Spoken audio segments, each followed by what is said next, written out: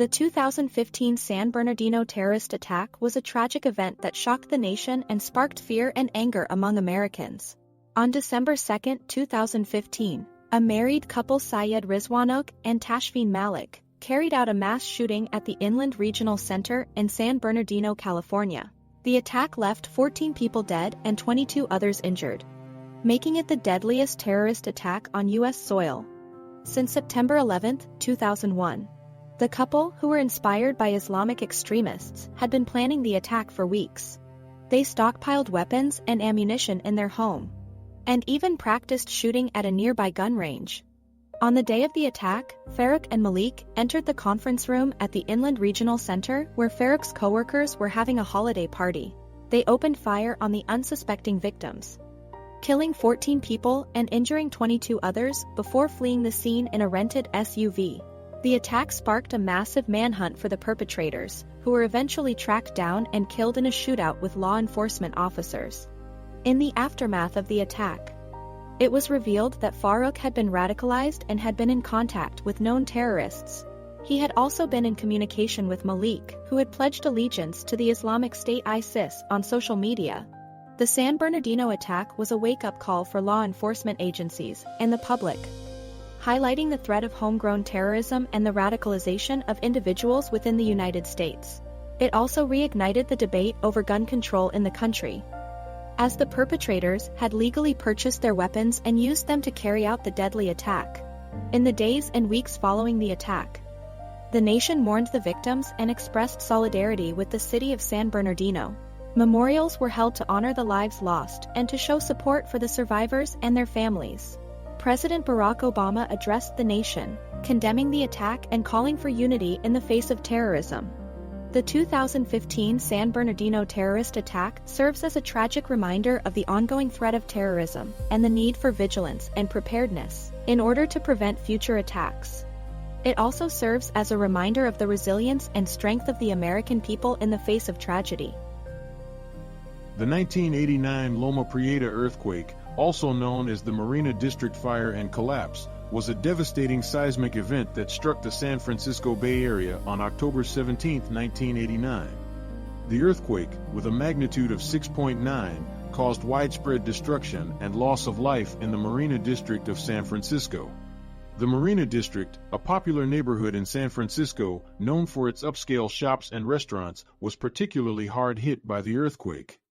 The earthquake caused extensive damage to buildings and infrastructure in the area, resulting in fires and building collapses. One of the most tragic events of the earthquake was the collapse of the Cypress Street Viaduct, a two-tiered freeway in Oakland. The upper level of the viaduct collapsed onto the lower level, crushing cars and trapping people beneath the rubble. The collapse of the viaduct resulted in 42 fatalities and numerous injuries. In the Marina District, a fire broke out in a residential building that had collapsed during the earthquake. The fire quickly spread to other buildings in the area, fueled by broken gas lines and downed power lines. Firefighters worked tirelessly to contain the blaze, but were hampered by the lack of water pressure in the area due to broken water mains. The Marina District fire destroyed several blocks of buildings, leaving many residents homeless and without shelter. The fire was finally brought under control after hours of intense firefighting efforts, but it left a lasting impact on the community. In the aftermath of the earthquake, emergency response teams worked around the clock to search for survivors and provide aid to those in need. The disaster highlighted the importance of emergency preparedness and response, prompting officials to make changes to building codes and infrastructure to better withstand future earthquakes. The 1989 Loma Prieta earthquake was a stark reminder of the power and unpredictability of nature. It serves as a somber reminder of the need for communities to be prepared for natural disasters and to have plans in place for responding to emergencies. The Marina District fire and collapse will always be remembered as a tragic event that united the Bay Area in mourning and rebuilding.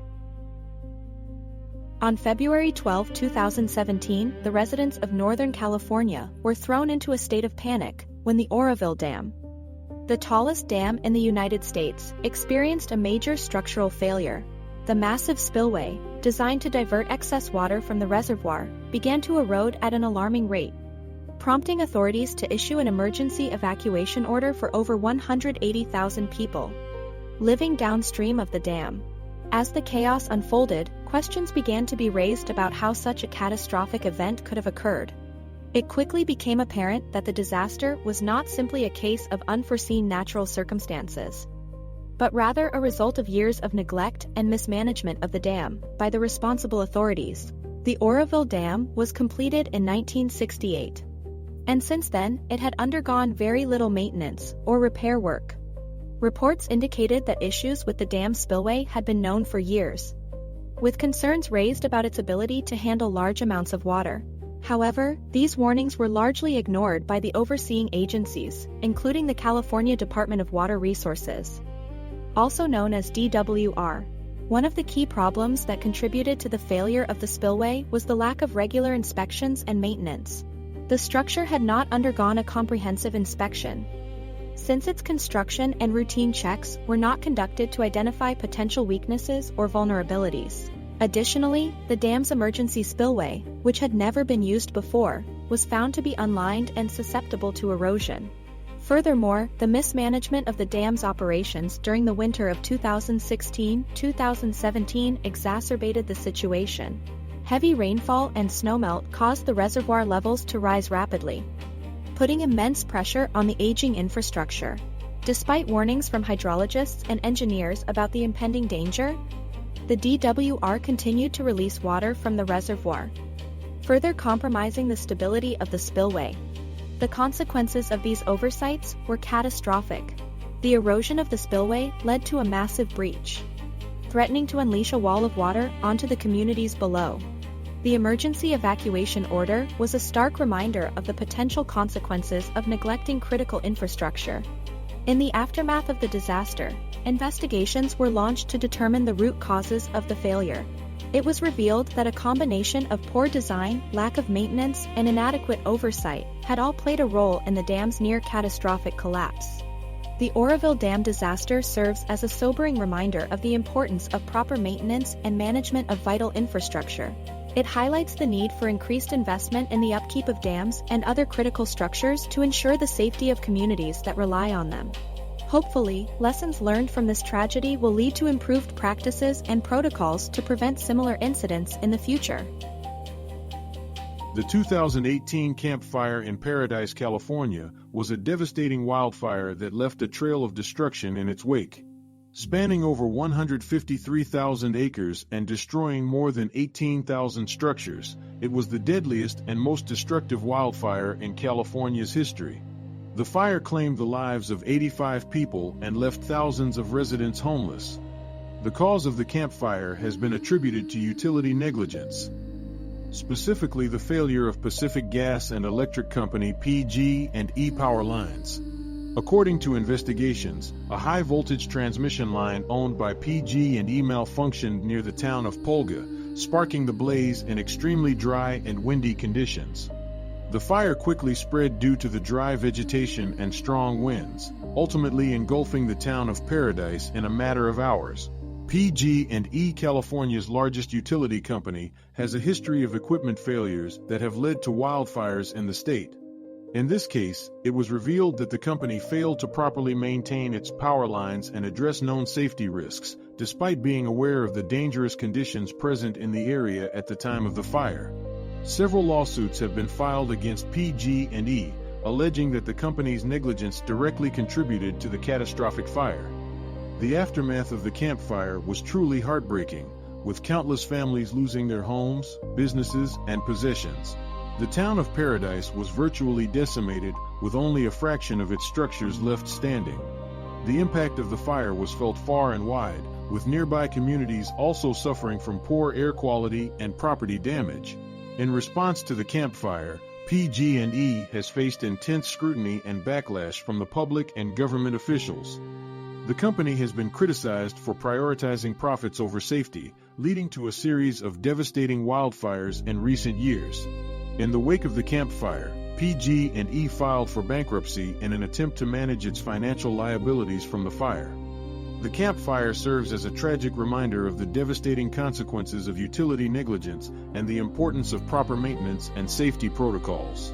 It also highlights the need for increased oversight and regulation of utility companies to prevent future disasters.